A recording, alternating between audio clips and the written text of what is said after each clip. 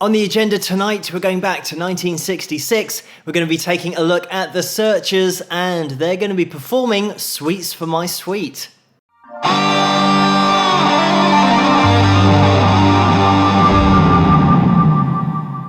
Hello, Phil here from Wings of Pegasus, and welcome to another analysis video. If you enjoyed this video, please give it a thumbs up and subscribe. So we're going to watch this performance the whole way through because it is a short song. Let's get the guys up on screen and see how they get on.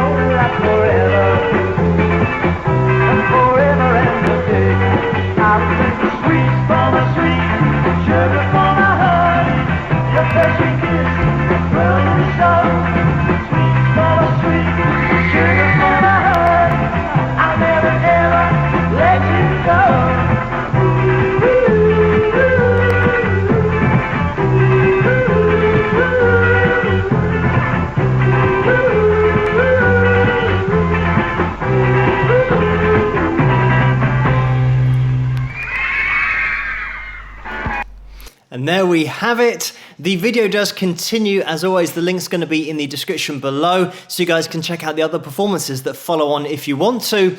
But it's great to see a fully live performance.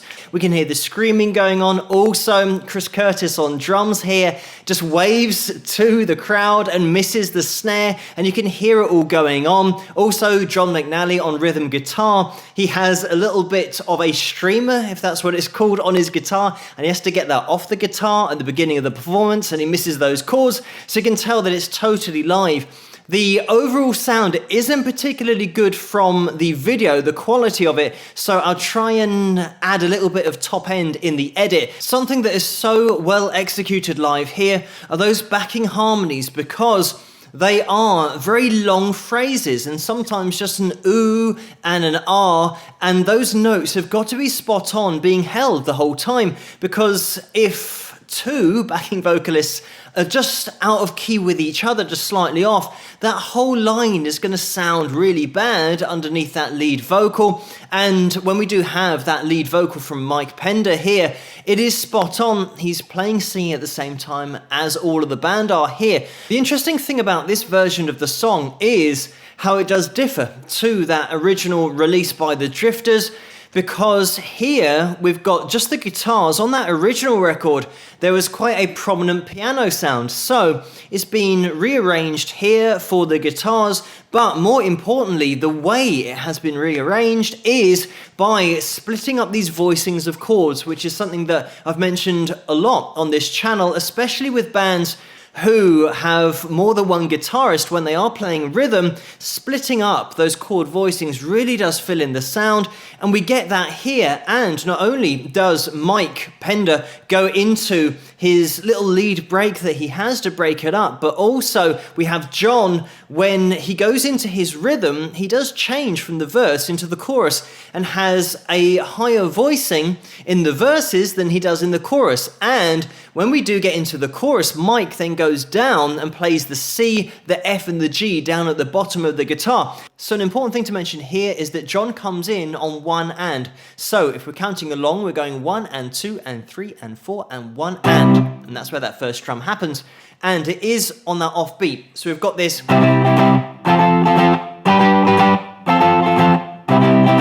And you'll be able to see John doing that at the beginning of the song on his 8th fret in his C position here. And you'll also see that down at the bottom of the guitar is where Mike is playing. And he's playing the C here, into the F, into the G, into the F, into the C. And it's exactly the same here. We've got an F and a G,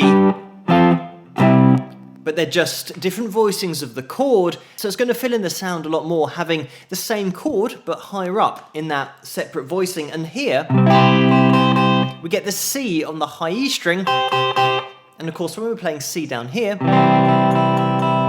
that's just an E on that high E string, so it's a lot lower. When you stick those two chords together, obviously it's going to fill in a lot more frequency because we've got a higher pitch going on with that C on the 8th fret. Another thing that John does is really focus on the top end of the chords in the verse, and he throws in the F6th and the G6th chords. So it means that that'll be written down as an F6, G6 if you're reading it, but it means that we now get a totally different sound, and by focusing on the top end of the chords is just going to exaggerate that difference between his playing and Mike's playing. So to give you an example of what he's playing, we've got this.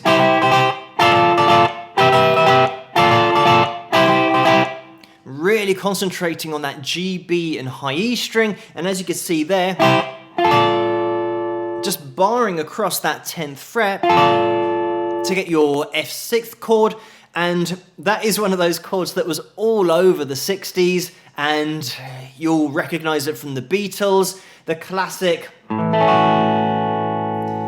They actually use that 6th, the note that you're placing into that chord, and harmonized with it. The Beatles did that quite a lot at the end of songs. Help is a great example of that. If you want to hear that harmony in action, go to the end of that song and just listen to that 6th on that high E string 2nd fret if you're playing an A.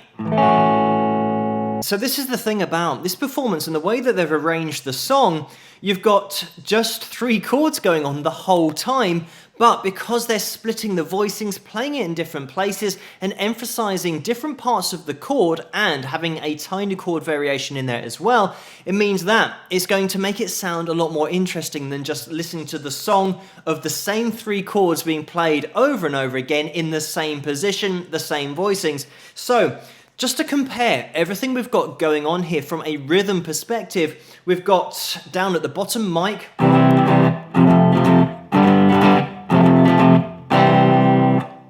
and then we've got John,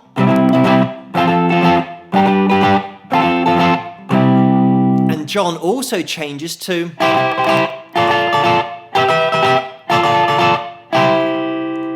playing live. Is all about filling in as much of that sound as possible, and that's exactly what we get here. Just to show you guys the final bit of guitar in case you want to play along, we've got Mike barring on the 5th fret to play this lead riff in the intro, but also between the chorus and the verse as well. And we're barring down on the 5th fret of our G and B string. So we get that sound.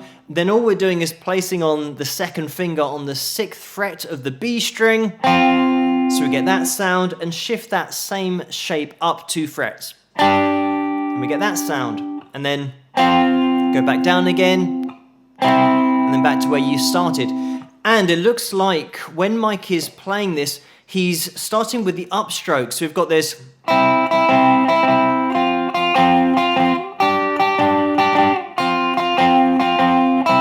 Like that.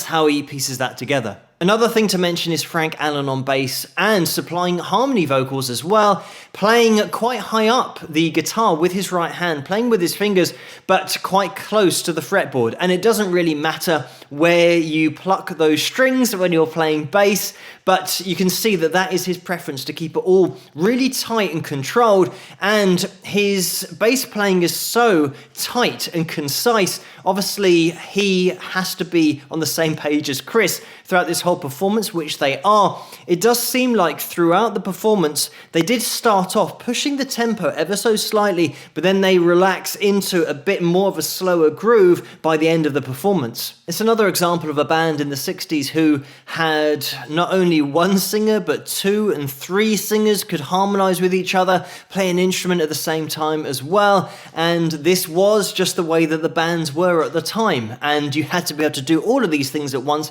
in order to stand a chance and be noticed by a record label and sign a record deal and get your faces up on those billboards. But certainly the Searchers, part of that whole Mersey beat sound that was going on in the UK here, were massively popular. So I am going to get into the history just briefly. It was John McNally and Mike Pender who founded the band in 1959, and they were gigging a couple of years before that, but they came up with the name The Searchers from the movie, and they did have a couple of other band members, but unfortunately they lost interest in the band. And then Mike Pendergast took over on the guitar. He was a neighbor, and then Tony Jackson also joined in on bass to fill those 2 positions. So Tony was the designated lead vocalist at that time, but he also concentrated on playing the bass. Norman McGarry also joined on drums, and Norman would leave, and then Chris Curtis came in, who we can see in this video. So Johnny Sandon joined the band as well as now the new lead vocalist, and they were called Johnny Sandon and the Searchers. This was in 1960, but then Johnny left and Tony resumed the lead vocal duties, so they went back to a quartet after Johnny left the band. They would play multiple shows a night, and this is at different venues, all on the same night. They also went over to Star Club in Hamburg, and a lot of bands from Liverpool went over to Hamburg, including the Beatles, in their early career to get that experience. They managed to secure a contract at Star Club, and this was to perform 3 times a night for 1 hour at a time, and that contract was to play for 128 days. After Hamburg, they then secured a residency at the Iron Door Club in Liverpool, and they recorded the gigs that they played there and sent those off as demos to Pi Records, and Pi Records were impressed and offered them a contract.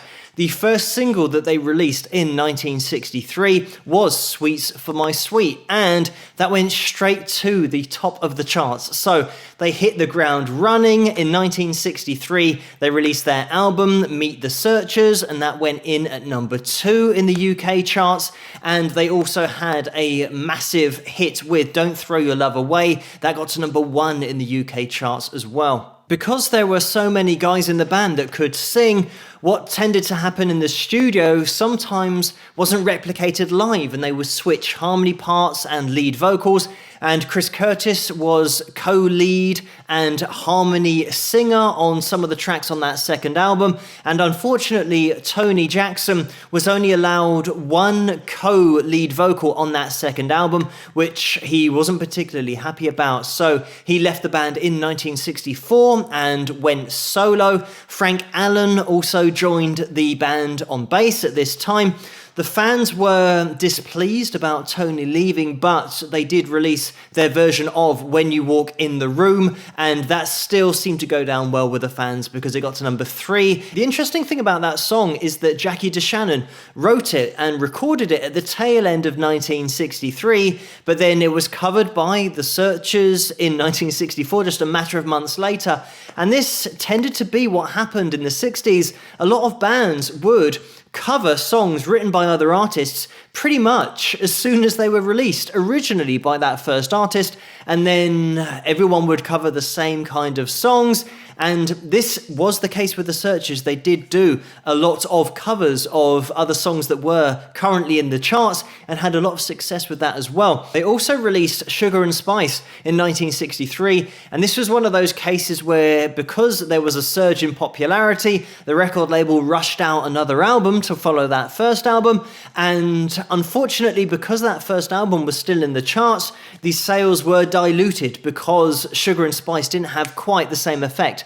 But the single, the title track from that album, got to number 2 in the charts, and Tony Hatch, the producer at the time, wrote that song, but he didn't let the band know that he wrote it because he gave the credit as songwriter to an alias that he was using. In 1964, they released It's the Searchers and also released the single Needles and Pins, which got to number 22 in the USA. It was a huge hit over there. Mike Pender was also the lead vocal on that song. It got to number 1 in the UK as well. In 1965, they released Sounds Like. In that same year, they released Take Me For What I'm Worth, and unfortunately, the year after that, 1966, is when Chris Curtis left the band, and that was a bit of a blow because he was the main songwriter, also the song selector.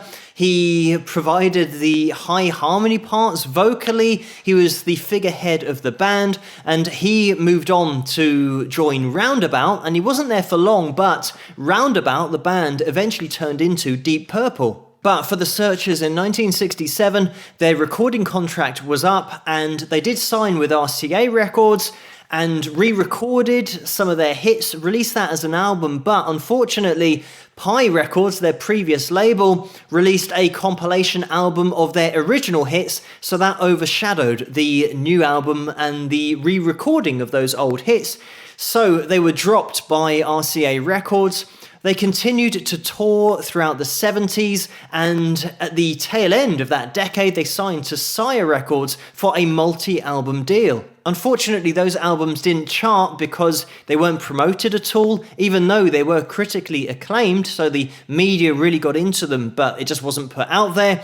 They were about to record the third album, but they got dropped by the record label. In 1981, they did sign again with PRT Records, and that is what Pi Records turned into. They released just one single, and in 1985 is when Mike Pender left the band and Spencer James replaced him. They did continue, and in 1988 signed a deal with Coconut Records, and they released the album Hungry Hearts. But fast forwarding to the present day, in 2019, they had their farewell tour, and Mike Pender has his version of The Searchers, and the band, he was touring up until this pandemic that we're going through with the coronavirus, but that's called Mike Pender's Searchers. But the Searchers were one of those bands that were right up there with the Beatles in the UK in the mid-60s, and it's great to have a look at their version of Sweets from My Sweet, especially with the guitar parts that we've been through, the way it's been arranged in order to maximize the sound live. But thank you guys so much for suggesting this video for me to take a look at, and keep those suggestions coming in the comments below. Let me know what you guys think, and if you enjoyed this video, please give it a thumbs up and subscribe, and I'll see you guys at the next one. Rock!